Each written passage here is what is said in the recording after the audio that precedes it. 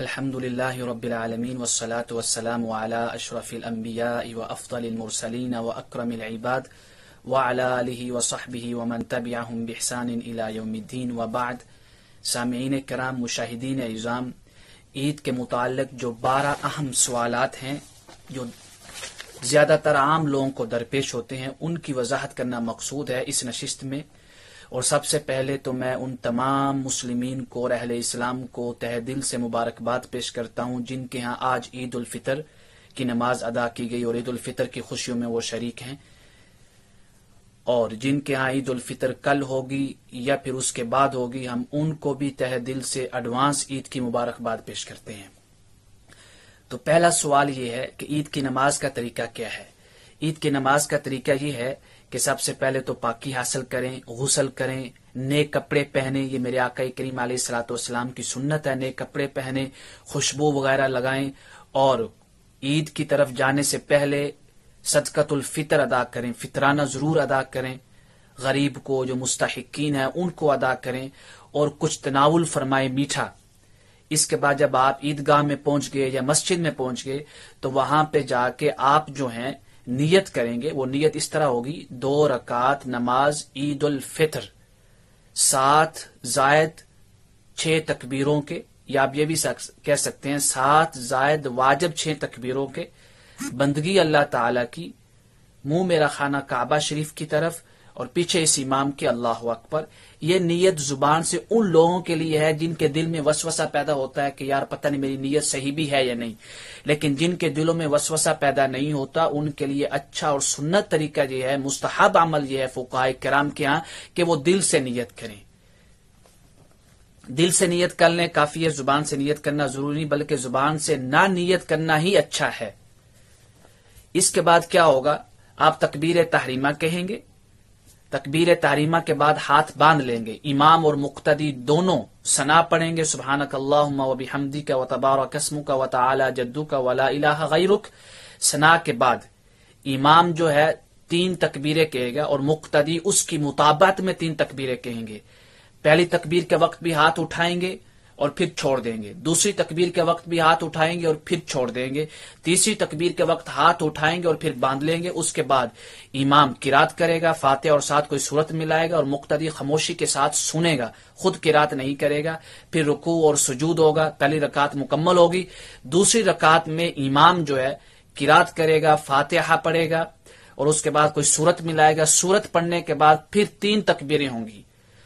پہلی تکبیر میں ہاتھ چھوڑ دینے ہیں، دوسری تکبیر میں ہاتھ اٹھا کے چھوڑ دینے ہیں، پہلی میں بھی ہاتھ اٹھائیں گے، تیسری میں بھی ہاتھ اٹھائیں گے، یعنی تکبیر کہتے وقت ہاتھ اٹھائیں گے اور چھوڑ دیں گے. پھر امام چوتھی تکبیر کہے گا. چوتھی تکبیر کے وقت ہاتھ نہیں اٹھائیں گے بلکہ رکوع میں جائیں گے، رکوع اور سجود ہوگا اور اس کے بعد سلام. اور عید کے بعد پھر خطبہ ہوگا، اور خطبہ سنت ہے عیدین کی نماز میں، لیکن عید کے بعد خطبہ پڑھنا سنت ہے. یہ تھا پہلا سوال. دوسرا سوال یہ ہے کہ ایسے ممالک یہاں پہ حنفی امام نہ ہو، جیسے حرمین شریفین یا مصر یا دیگر ممالک، یا ہمارے ملک میں اگر آپ ایسے شخص کے پیچھے نماز پڑھ رہے ہیں جو حنفی امام نہیں ہے کسی مجبوری کے تحت، تو وہاں پہ آپ تکبیریں اتنی ہی کہیں گے جتنی امام کہے گا. اب آپ احناف کے طریق پہ عمل نہیں کریں گے بلکہ امام کے طریق پہ عمل کریں گے. امام جتنی تکبیریں کہے گا اتنی تکبیریں آپ کہیں گے جیسے اس کا طریقہ ہوگا. اور یہی ائمہ احناف نے وضاحت کی ہے، جیسے امام کاسانی نے بدائع الصنائع میں اور دیگر کتب فقہ میں یہ مسئلہ مفصلاً وضاحت ہوا ہے. اور یہ دلیل ہے کہ ائمہ مذاہب ایک دوسرے کے پیچھے نماز پڑھتے تھے، اس کو ناجائز نہیں سمجھتے تھے جیسے آج کل بعض لوگ شدت برتتے ہیں.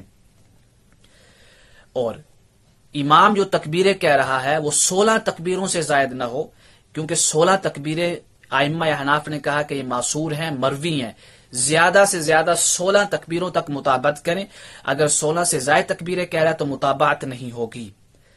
تیسرا سوال ہے اگر امام بھول جائے تو کیا کرے، یعنی اگر امام تکبیرات کہنا بھول جائے تو یا تو امام پہلی رکعت میں قرات سے پہلے بھولا ہے تو اگر یاد آ جائے فاتحہ سے پہلے تو تکبیریں کہہ لے، 3 تکبیریں. اگر فاتحہ کے دوران یاد آئے تو فاتحہ پڑھنا چھوڑ دے، یا قرات کے دوران یاد آئے تو قرات کرنا چھوڑ دے. پہلے تکبیریں مکمل کرے کیونکہ اب اس نے قرات مکمل نہیں کی تھی تو اب دوبارہ اس کی قرات کرے گا.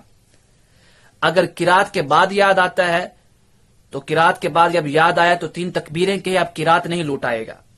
اور اگر رکوع میں یاد آتا ہے تو اس میں اختلاف ہے. ظاہر الروایہ کے مطابق یہی ہے کہ وہ رکوع کے اندر ہی جو تکبیریں ہیں زائد عید کی اس کو کہے اور ہاتھ نہیں اٹھائے گا.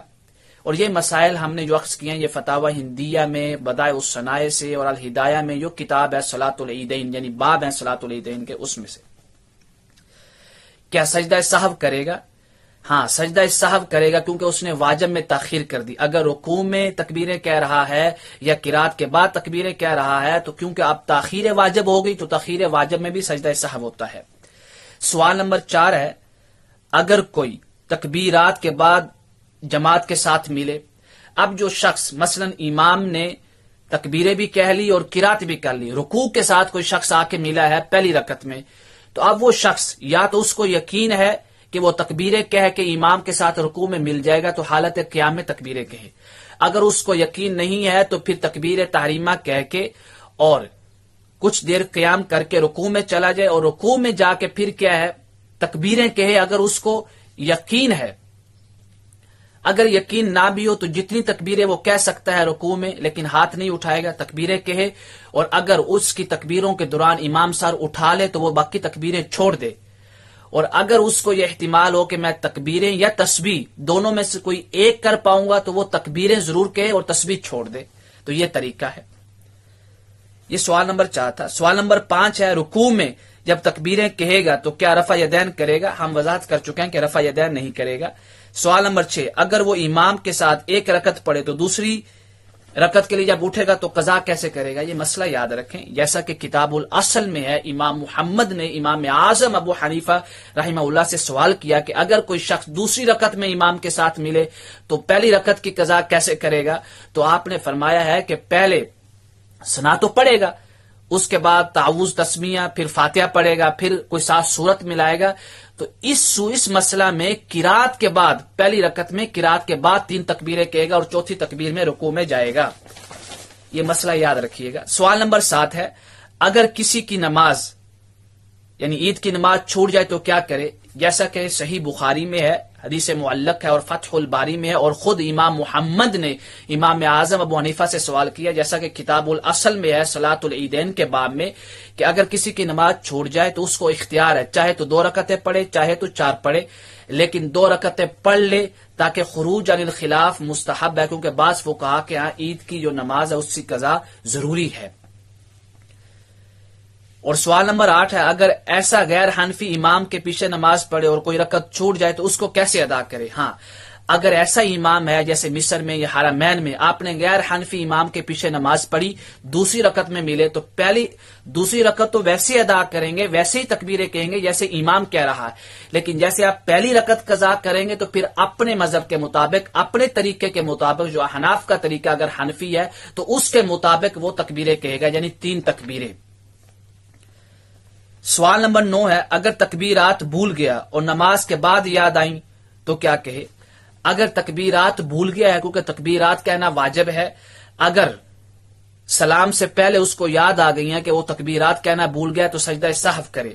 اگر سجدہ سہو کرنا بھی بھول گیا ہے تو اس کی نماز صحیح ہے, لٹانے کی ضرورت نہیں ہے, اللہ کے حضور توبہ کرے. اور اگر اس کا رخ قبلہ کی طرف ہے اور اس نے کلام نہیں کیا اور مسجد سے نکلا نہیں ہے تو امام اعظم ابو حنیفہ رضی اللہ تعالیٰ عنہ جیسا کہ کتاب الاصل میں ہے کہ وہ سجدہ سہو کر لے اور اس کے بعد پھر تشہد اور آگے درود اور آگے پھر سلام پڑھے گا, سلام کہے گا اور سلام پھیرے گا.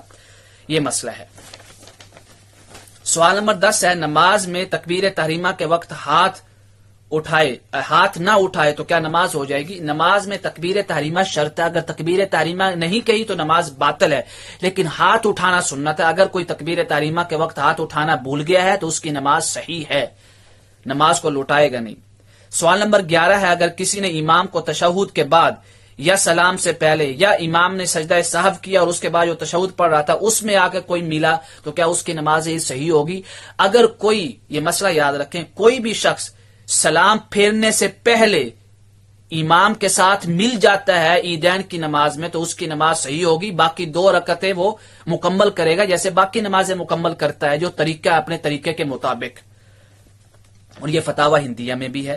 سوال نمبر 12 ہے اگر امام نے عید کی نماز پڑھائی اور اس کو بعد میں معلوم ہوا کہ اس کا وضو نہیں تھا، یعنی کسی بھی وجہ سے اس کا رکن چھوٹ گیا نماز کا، رکن چھوٹ جانے سے نماز باطل ہوتی ہے اگر آپ اس کی تلافی نماز کے اندر نہیں کر پاتے، تو اس صورت میں یہ ہے۔ اور اسی طرح اگر اس کو بعد میں معلوم ہوا کہ اس نے بغیر وضو کے عید کی نماز پڑھائی ہے، تو اس میں فقہائے کرام کہتے ہیں کہ زوال شمس سے پہلے اگر اس کو یاد آ گیا ہے تو عید کی نماز لٹائے، نہیں تو پھر دوسرے دن اگر زوال شمس سے پہلے اس کو معلوم ہو گیا تو لٹا لے، اگر دوسرے دن زوال شمس کے بعد معلوم ہوا ہے پھر آگے وہ نماز قضا نہیں کرے گا، نماز کو یعنی نہیں لٹائے گا، اللہ کے حضور توبہ اور استغفار کرے۔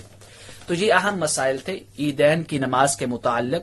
یہ جو سوال ہے ہمارے ہاں اکثر عوام کو درپیش ہوتے ہیں کہ تکبیرات کہنا بھول گئے یا لیٹ ملے یا کسی نے سجدہ سہو نہیں کیا، تو اب ہماری عوام جو ہے ان سوالات کو سن کے اپنی مغالات کو دور کر لے، اگر کہیں بھی یہ حادثہ پیش آتا ہے تو ہمارا کلپ ان کو سنائے۔ اللہ رب العزت ہم سب کو جزائے خیر عطا فرمائے اور دین سمجھنے اور سمجھانے کی توفیق عطا فرمائے اور اپنی غلطیوں کی اصلاح کرنے کی بھی توفیق عطا فرمائے۔ وما علینا الا البلاغ واللہ تعالی اعلم بالصواب۔